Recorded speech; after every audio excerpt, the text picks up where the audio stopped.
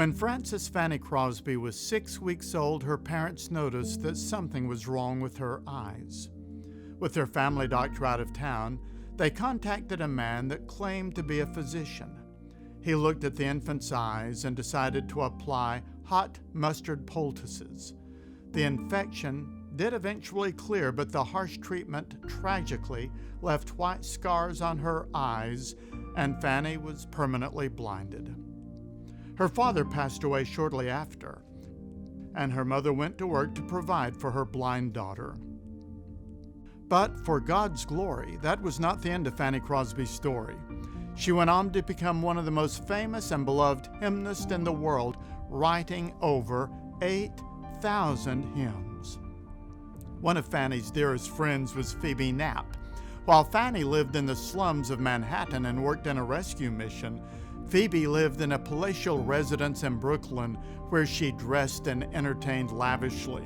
Her music room contained one of the finest collections of instruments in the country, and Fanny was a frequent house guest. One day, in 1873, while Fanny was staying at the Knapp mansion, Phoebe wanted to play a tune that had been running through her mind. Going to the music room, she sat at the piano and played the new composition while the blind hymnist listened. And then it happened. Fanny clapped her hands with joy and said, "Why, Phoebe, that is Blessed Assurance." Within minutes, Fanny had composed the words, and one of the great hymns of worship was born. Many years later, the great preacher D.L. Moody and his music director Ira Sankey were preaching to large crowds in New York. They had popularized many of Fanny's hymns and made her name famous around the world. Yet Fanny refused to even be recognized publicly when she attended Moody's crusades. At one such event, Fanny slipped in late to hear D.L. Moody speak. The church was packed and Fanny could not find a seat anywhere.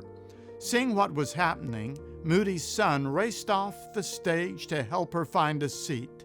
To her bewilderment, she had been led onto the platform just as the crowd was singing Blessed Assurance. Moody Sr. jumped to his feet, raised his hand, and interrupted the singing. "Praise the Lord," he shouted, "here comes the authoress." Though Fanny was embarrassed, she gave a few short words to thank God for making her a blessing to so many. Then she reluctantly took her seat amid a thunderous ovation. Humble, gracious, and mightily used by God, that was Frances Fanny Crosby. Let us never forget that God can make all things work together for our good and His glory.